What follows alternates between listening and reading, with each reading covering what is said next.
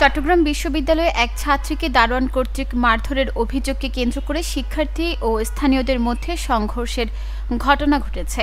এতে সহকারী প্রক্টর সহ প্রায় ৬০ জন আহত হন। আহতদের মধ্যে ২১ জনকে চট্টগ্রাম মেডিকেল কলেজ হাসপাতালে পাঠানো হয়।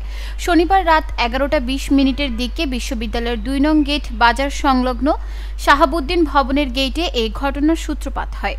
স্থানীয় ও প্রত্যক্ষদর্শী সূত্রে জানা যায়, দর্শন বিভাগের প্রথম বর্ষের এক শিক্ষার্থী রাত ১১টার দিকে বাসায় ঢুকতে চাইলে দারোয়ান গেট খুলতে অস্বীকৃতি জানান।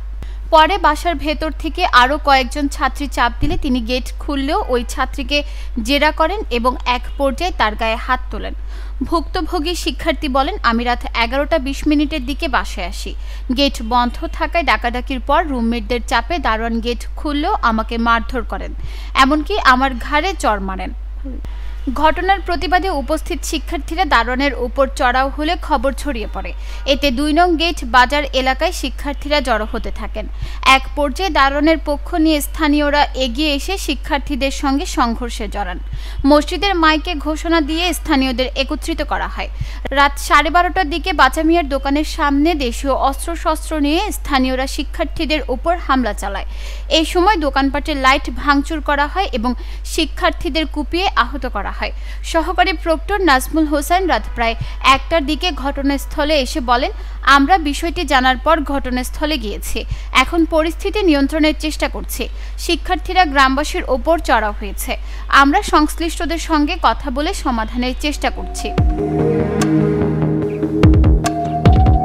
এক আহত শিক্ষার্থী ক্ষোভ প্রকাশ করে বলেন, প্রশাসনের ব্যর্থতার কারণে বারবার আমাদের ওপর হামলা হচ্ছে। যদি এবার প্রশাসন ব্যবস্থা না নেয় তবে ধিক্কার এই প্রশাসনকে।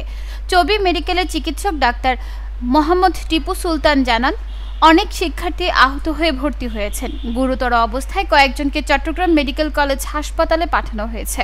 প্রক্টর অধ্যাপক ডক্টর তানভীর মোহাম্মদ হায়দার আরিফ বলেন, আমরা একাধিক নিরাপত্তা টিম পাঠিয়েছি, কিন্তু শিক্ষার্থীরা বিভিন্ন স্থানে ছড়িয়ে থাকায় নিয়ন্ত্রণ করা কঠিন হয়ে পড়ে। আইনশৃঙ্খলা বাহিনীও সময় মতো আসেনি। রাত ৩টা পর্যন্ত সংঘর্ষ দফায় দফায় চলে। এ সময় ২ নং গেট সংলগ্ন এলাকা ও চট্টগ্রাম খাগড়াছড়ি মহাসড়ক রণক্ষেত্রে পরিণত হয়। স্থানীয়রা বিশ্ববিদ্যালয়ের প্রক্টোরিয়াল বডির একটি, পুলিশের ২টি ও নিরাপত্তা বাহিনীর একটি গাড়ি সহ মোট ৪টি গাড়ি ভাঙচুর করে।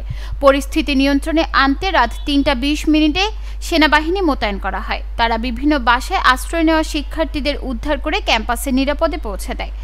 এ ঘটনার জেরে রবিবার বিশ্ববিদ্যালয়ের সব পরীক্ষা স্থগিত ঘোষণা করা হয়েছে। নিউজ ডেস্ক, চট্টগ্রাম সময়।